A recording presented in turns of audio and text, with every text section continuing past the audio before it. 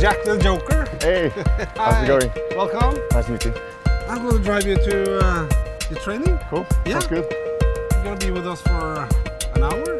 Nice, looking forward to it. Get to know you. Cool. Cool, okay. Take a seat. Should I put it in the back? Yeah, put it in the back, yeah. Have you ever driven an electric car before? Not myself, but I've been in one. That's cool. Let's try to not kill us. Where are we going to go? We're gonna go to Colosseum, Alexia. I'm gonna do some strength and conditioning training. Okay, that's cool. Ska vi bara checka personaltan. And strength and condition training. Yes. How often? I do it about 5 times a week. 5 times a week. And a normal day for you, it starts. I'm gonna wake up, eat a good breakfast, then I'm packing my training gear and go off to training. No kids, no wife to say goodbye. I have a girlfriend, kiss her goodbye, Yeah. and then I'm off to training. Train hard, going for a meal, lunch, then rest, then I'm going for train again, and after the training, eating more food, and then back to the gym and teach classes usually. You teach classes as well? Yeah. New beginners or? No, mostly people that has been training for a while, but sometimes beginners as well. Do you have to do it or do you like to do it? Both. Okay. Yeah, I like to do it, and I have to do it to earn a little bit more money. But I think it's fun as well, and even if I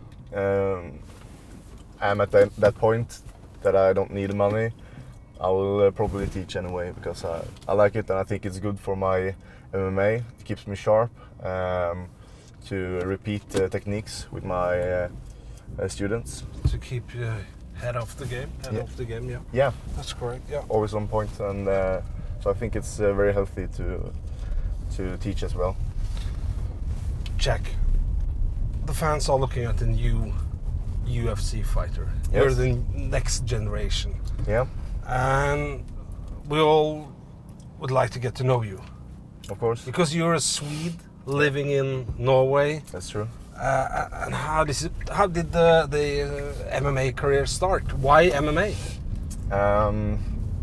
I did wrestling first, and Like Greco-Roman, yeah, okay, wrestling. And after doing that for about 10 years, I was looking for another challenge, and I always liked all kinds of martial arts.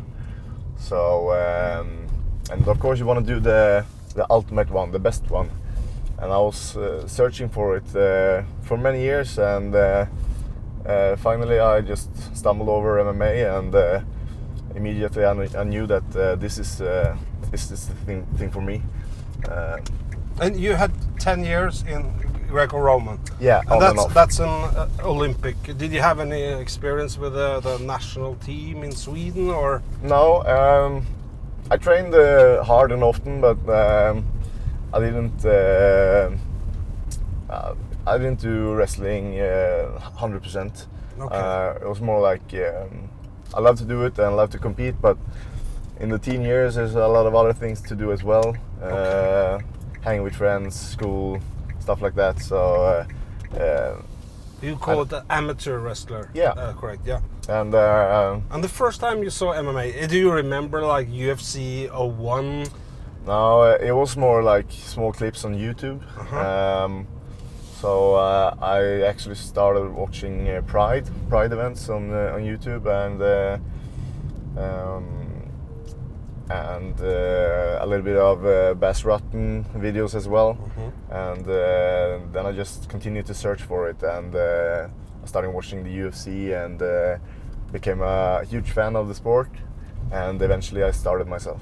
Do you remember the Rio Heroes?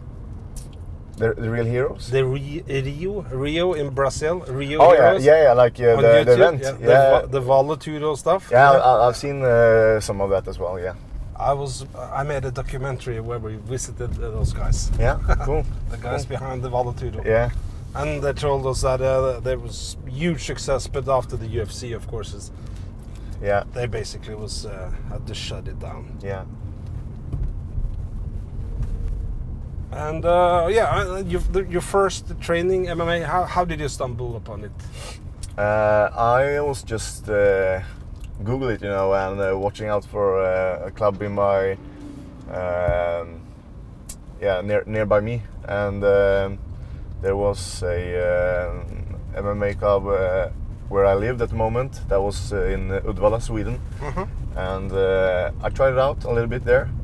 But do you remember the name of the club? Because it's a huge it's called Ultimate Gym these days. Yeah. Okay. Ultimate Gym.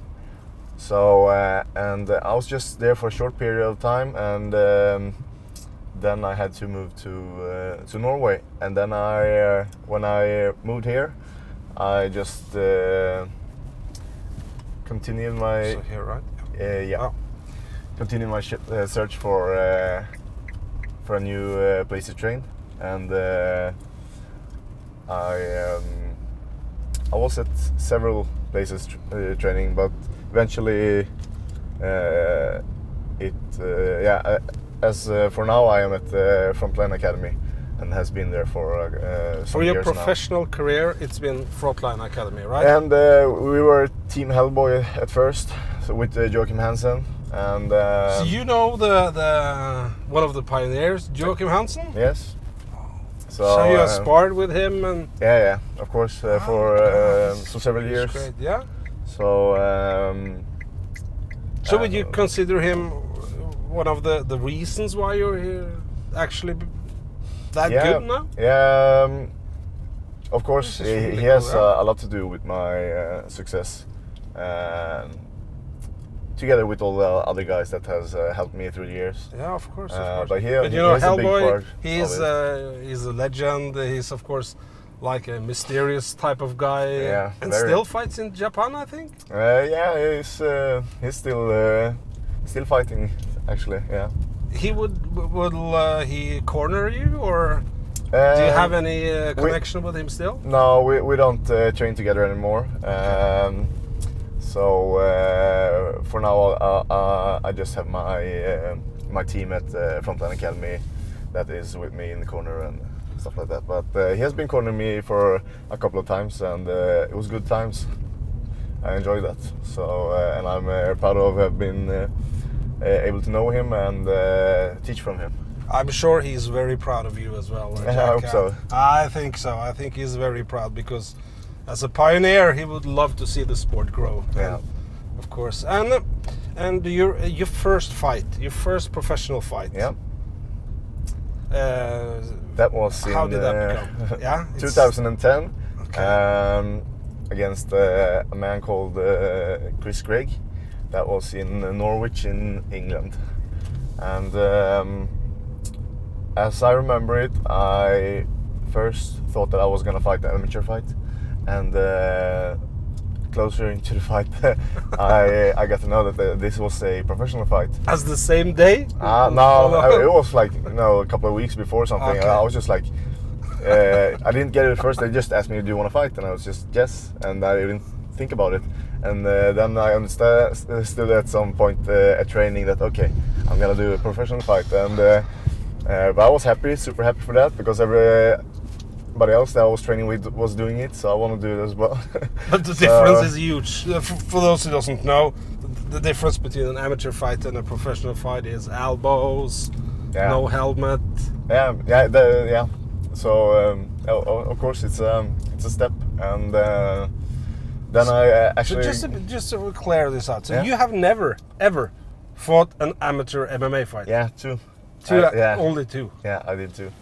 So first I did a shoot fighting fight in Stockholm, but I actually got to know that the guy that I was fighting in my first amateur fight, he already had like 5 or 6 professional fights when I fought him as an amateur.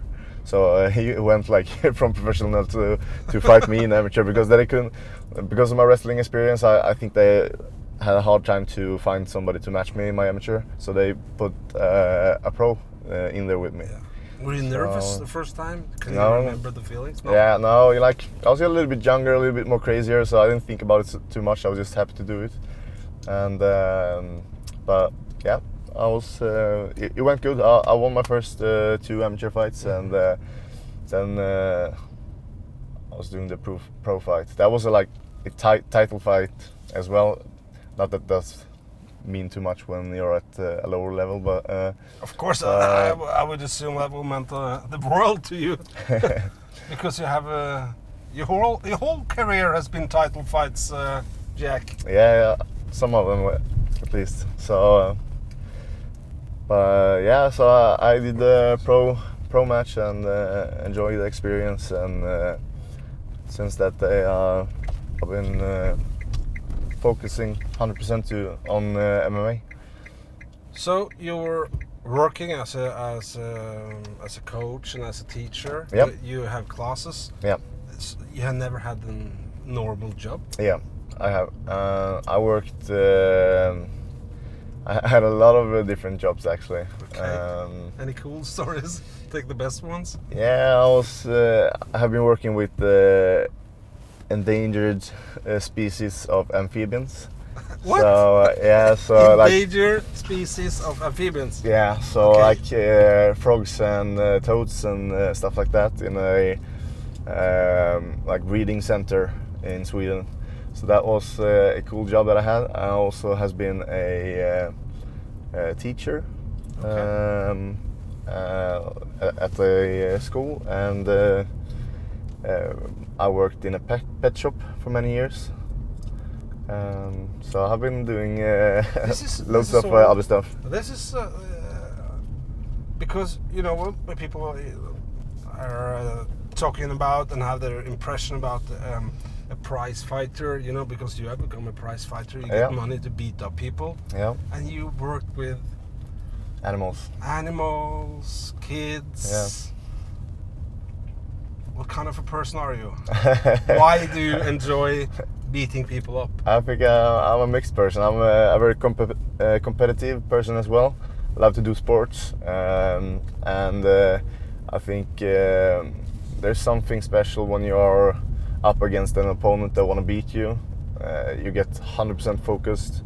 So I think that's a good way to live, to get that awesome feeling sometimes. And that's what I'm enjoying about it. And I like the lifestyle as well. Yeah. To just have the training routine and to teach new stuff, and yeah. Because when some people were watching the Venator fight, yeah. Because you were already a cage warrior, you had the belt, you had the title belt, and this was, if I remember it right, you have won 10 of your last fights. It's 9 or 10. It's a lot. Yeah. You have 3 losses. I have 2 losses. I have 13 and 2 in the record. So 13 wins of 15 fights. Anyhow, nobody is gonna question why you're finally in the UFC. But when people are looking at the Venator fight, it seems like you're toying with the guy. Yeah. People were saying you could have knocked him out earlier. Yeah. The thing is like it's in MMA. There are so small margins, so if I make a mistake and I get knocked out, like nobody's taking that under consideration, that I was taking a risk. So I think you have to play smart as the best as you can. I like to finish fights, and as long as I finish the fight before the time is out, I'm very happy with that. So and I did that in that fight as well. So and that's what matters to me. So it doesn't have to be. It seems like you had control. It seems like this was all your world.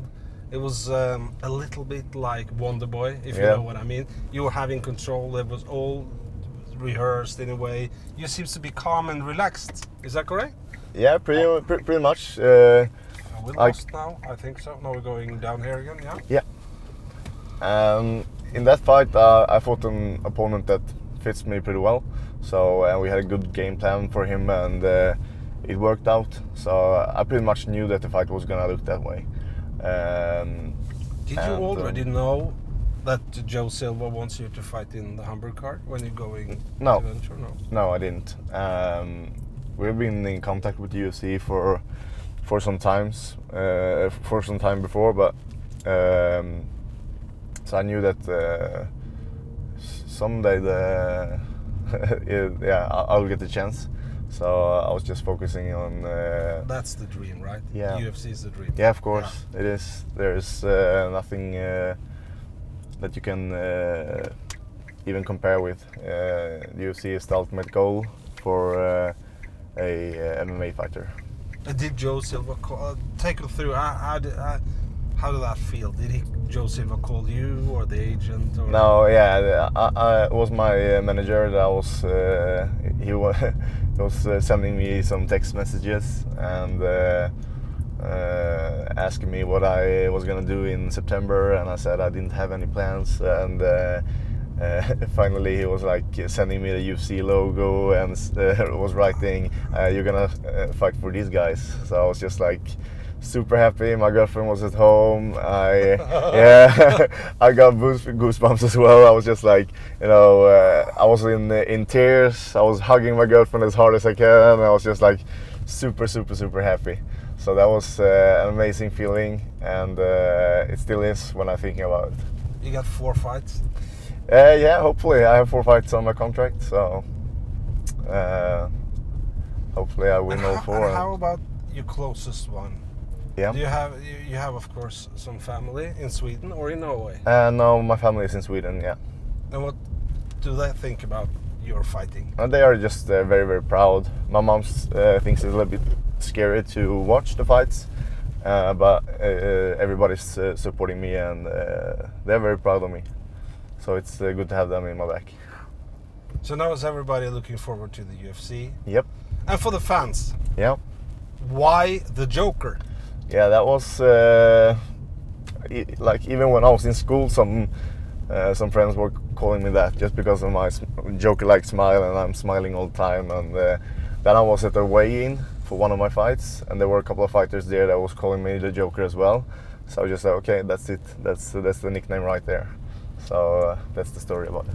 So it's about a smile. You're always smiling and happy. Of course, you're smiling now because you're in the big leagues. You're one of the best fighters in the world. Yeah.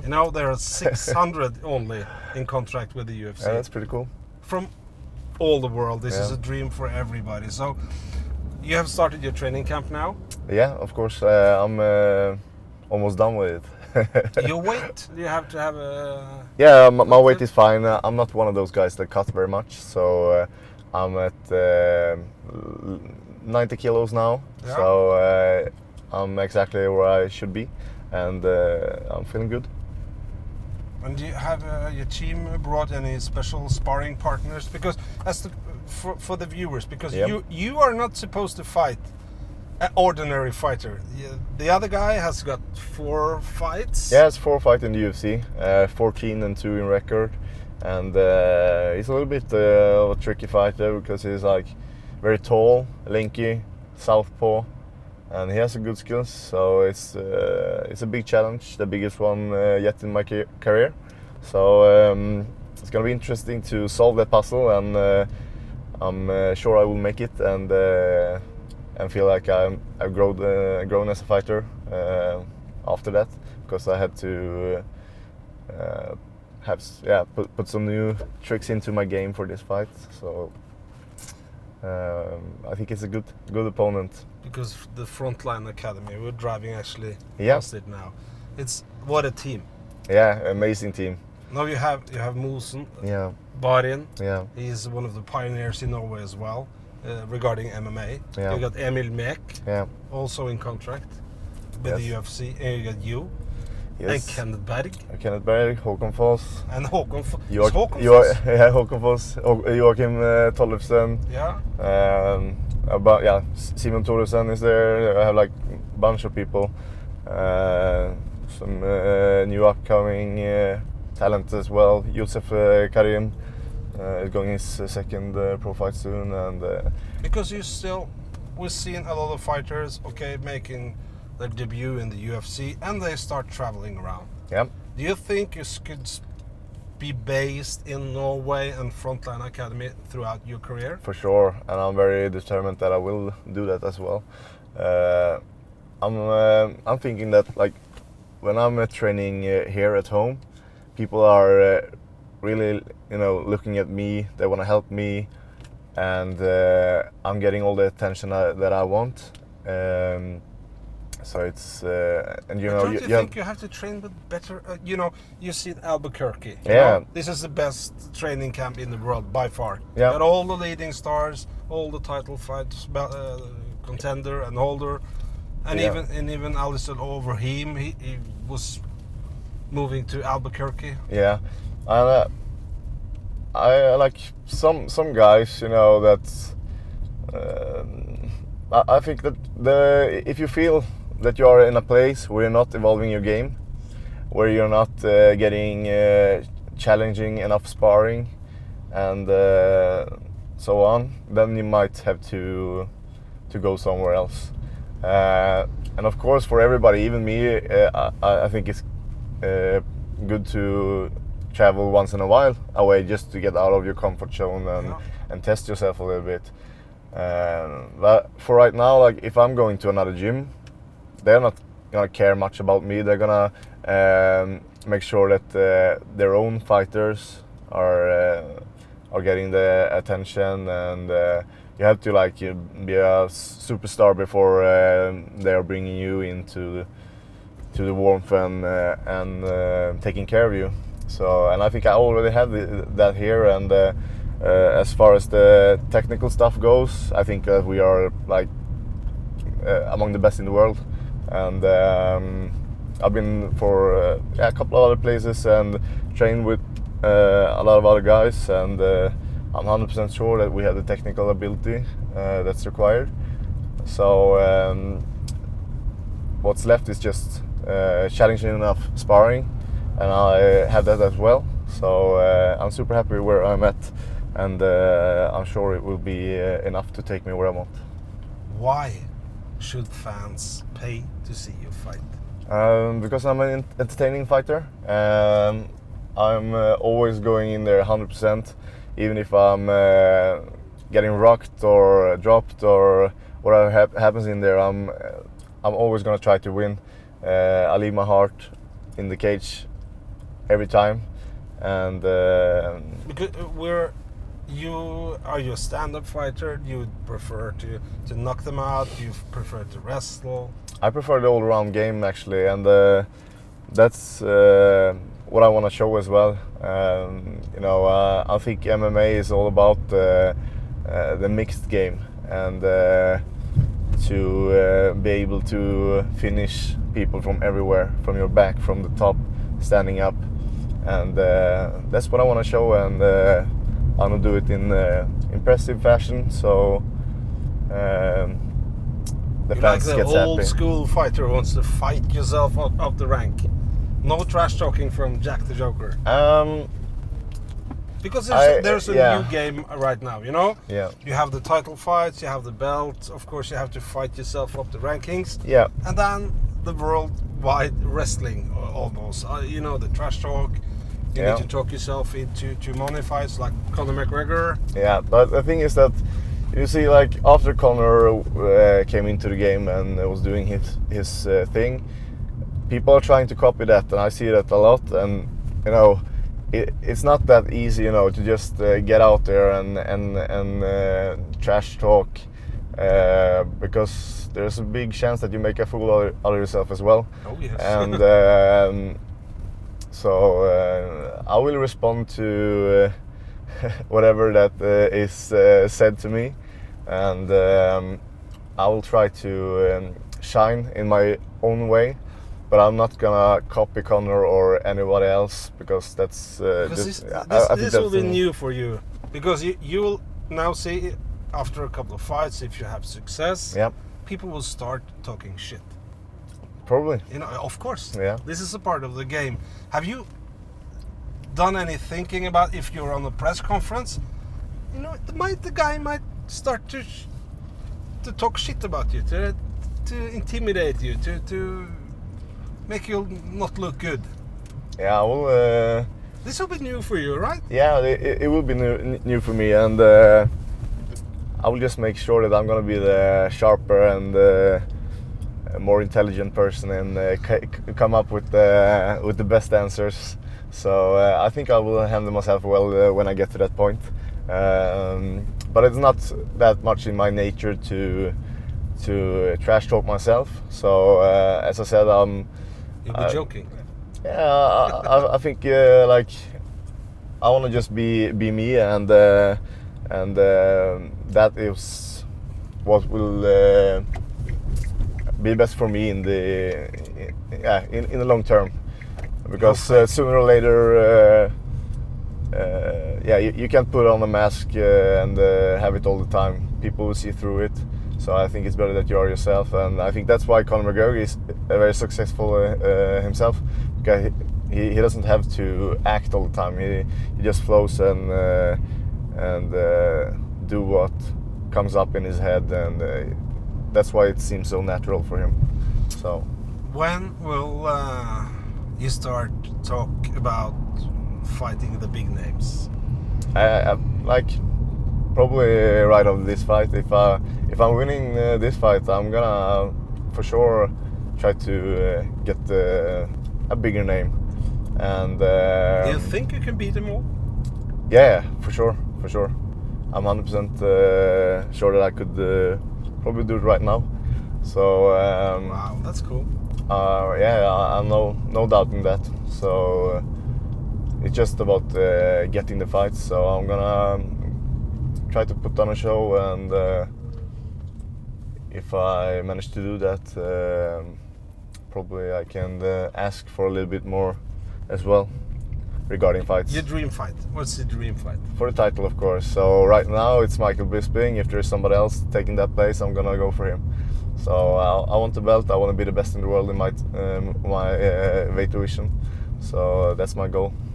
Michael Bisping. Now that's the king of not trash talking. He's talk a lot of shit talking. Yeah, he's pretty good at that. You know, with Michael Bisping, he is honest. You can see that he's been offended, and he's like he's really all into it. Yeah. And how do you see this your division develop? Because there's a lot of criticism, because Dan Henderson, ranked number 13, now got a title fight in Manchester, and he says, "Okay, I quit after the fight anyway."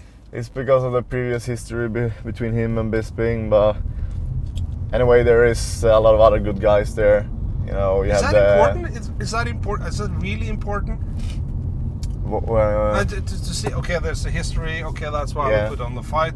The other fighters in your division, they will argue like, okay, no, this is bullshit, because this is... Yeah, I don't care too much about it, actually. I think he can, I'm a big Dan Henderson fan as well, so it would be cool if he could get the title before he ends his career. But it's awesome.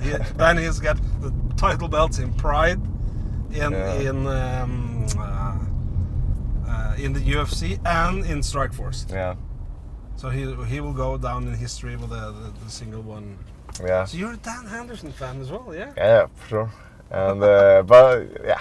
Who did you watch when you were younger? It was actually Vanderlei Silva. He was my that was my star. You know, like just brutal violence, fighting style. Have you met him? No. I've met him a couple of times. He's a really nice guy, but he looks like he is a scary motherfucker. Yeah. if you know what I mean. When you get him into the ring, it's because Wanderlei said, yeah, he might come back. Maybe, we'll see. But that was like when I started. That was my my main man. But like now, in these days, I really appreciate technical fighters because that's what I'm about when I'm like thinking of MMA. So that's what I like to see now when I'm watching fights. I want to see technical fights. Did you knock out Emil Weber-Mek the other day? No, I didn't. He had a concussion? Yeah. You did? No, I didn't. I didn't. You won't talk about it? No, I didn't knock him out. We sparred the other day, but I didn't knock him out. So. What happened? With Emil? Yeah. I'm not sure if he got a heavy hit in sparring or something, but I know that he has been feeling some dizziness and headache. So maybe he was caught with a good punch or something. I'm not sure. Not sure. You know, I think it was you, Jock. No. I think you knocked him out. Don't put the blame on me. Yeah, no, I want that one. Okay. And your first fight now, will all your family be in Hamburg? Not my mom, but my siblings will. Your siblings? Yeah. Yeah, cool. So that will be nice, and a lot of people from both Sweden and Norway will be there to support me. So it's gonna be awesome. Because a lot of people ask, because are you a Norwegian or are you a Swede? You tell me. Your passport is... That's Swedish. That's Swedish. Yeah. Okay. It is. And when the Joe Rogan raise your hand, or I'm gonna go like, is there any Scandinavians out there? I'm gonna be super political correct and. This is scary. This is scary because if you say you're Swede. Yeah, I know this. This is one of the like biggest problems that I've had since I started, because I get like every week somebody that is like messages me and asks like, who are you gonna represent, Sweden or Norway? And I'm just like, yeah, you know, I like, it's not just to avoid the question, but I really feel in my heart that I want to represent both as good as I can. You know, okay. I have a big history in Sweden. I was living there for 20 years. My family, my childhood friends, everybody is there, and I want to like do my best to represent them. And of course, now I call Norway my home. I've been living here for 8 years. I'm going to continue to live here. I have my gym, my friends. So I want to represent everybody that's following me, that's supporting me, and feel like they can identify themselves with me, both as a Norwegian or a Swede. So that's my main goal, and I will try to do it as good as I can. It's not always easy. Sometimes you like almost have to choose a flag or something like that. Mm-hmm. So, but I will truly make my best to represent both countries as good as I can. Because that's why I think sometimes when I'm reading the Swedish MMA news, yep. You're not in the... Everybody seems to know who you are. Nobody has any discussion that you're good, that your home should be the UFC, but you're not in the top league, you know. And the same in Norway. Yep. When I talk to the Norwegian MMA journalists, they say, yeah, he's really good.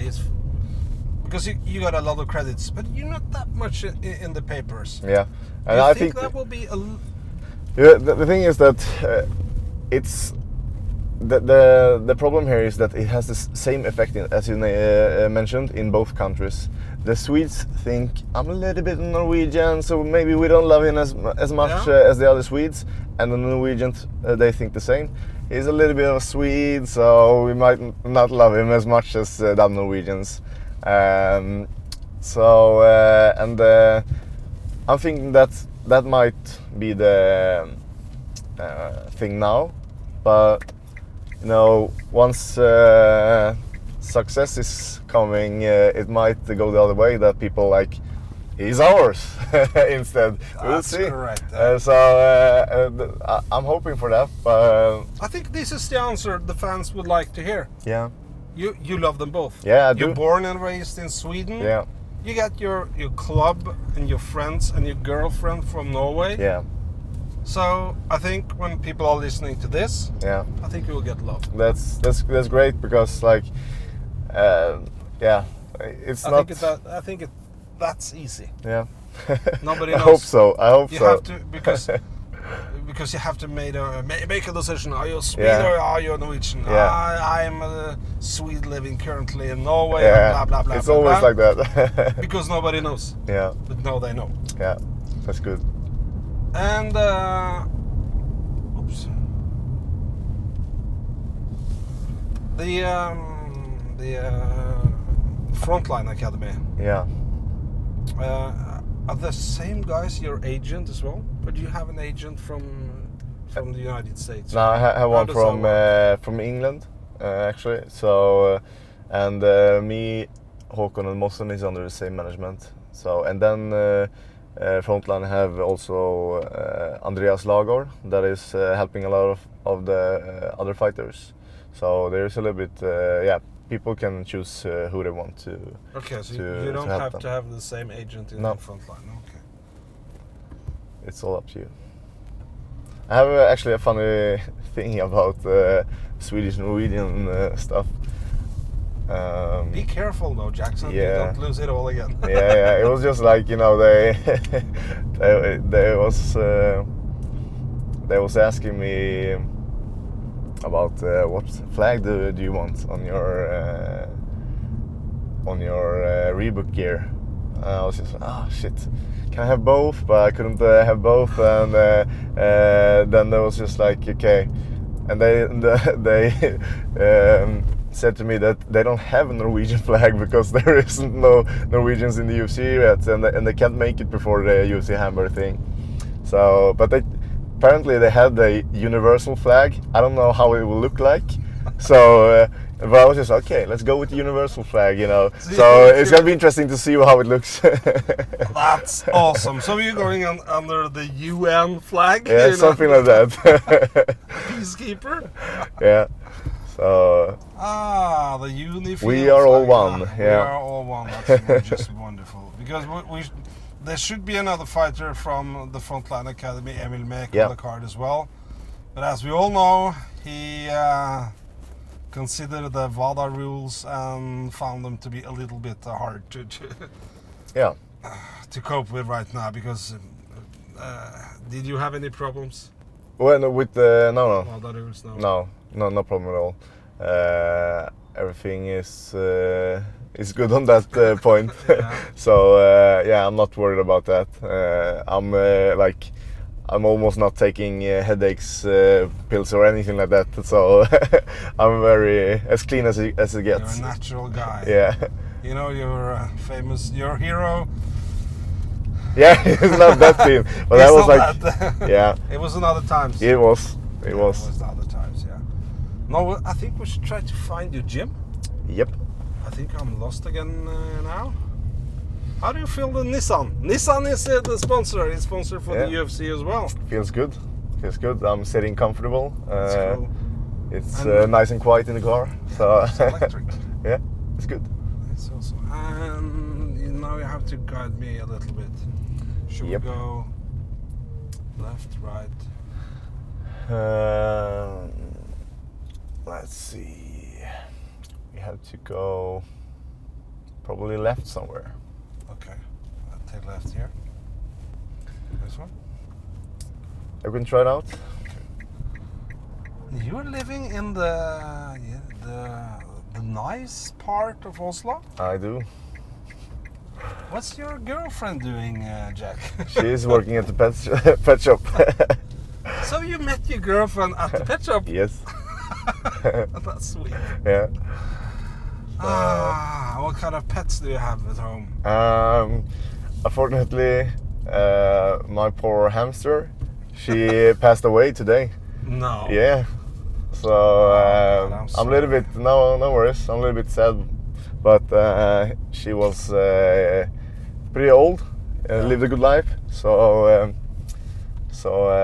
I'm okay with that. So for now, I just have a. Left, right, left. Yeah. That's the left. Yeah, and for now. For now, I just have a fish. So I have like a pretty small apartment, so there's no room for a dog or anything like that. So I have just small fish right now. Yeah, then you had a hamster. Yeah. And just one fish in the bowl? Yeah, one goldfish? Fighting fish. Fighting fish? Yeah. Of course you had a fighting fish, Yeah. Combat fish. So because that's the kind of fish, if you put another fish inside, he doesn't like that. So he's the if we're just gonna have one, he's the best one because he don't like other fishes. So have you tried it out? No, I haven't. I think you have. No, I haven't. You put another small, tiny fish into your fight fish. But if you look in the pet store, when they see each other through the windows, you know, they get like super mad. So when you get really famous and rich, yeah. What kind of dog or pet would you like to buy? I would love to have a lot of dogs. Actually, I love dogs. So American Akita is a dog breed that's my favorite. Okay. So I want a bunch of those. Is that a scary fight dog? It's pretty massive, but it looks like a massive polar dog almost. So a little bit bear-like. Mm-hmm. So that's my favorite. So that's the first dog that I want. And I also we want a small dog as well, a Pomeranian. You know, the small fluffy ones. So I'm gonna have them all from the smallest to the biggest. I want the Great Dane as well, the biggest. So hamsters? I'm not sure if we're gonna get another hamster. That was my and Nora's love hamster. You know, it was the first and probably the last one we got. Okay. So they are almost just awake at night and stuff like that. So they're not that much company. Are you married? No, we're just living together. So someday I will marry when I can afford a good wedding for her. So yeah. That's a nice story. You're gonna fight your way to your marriage, yeah. Yep. And you met your girlfriend at the pet store. I did. Yes, I was a little bit afraid because when you talked about amphibians and stuff, I was thinking, do you have snakes or scorpions? I would love to have some frogs in the future, but my girlfriend isn't that fond of it, and it's not allowed to have frogs in Norway right now. So I have never heard of anybody who would like to have frogs as pets. That's really cool. I got a couple of frogs and a snake and. Yeah. So we are getting closer. We're gonna go left here. Do the academy got a deal with? We're gonna go do left, yeah. Yep. Yeah, no, we don't.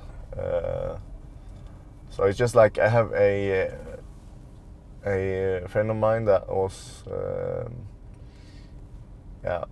offering training for me a couple of years ago.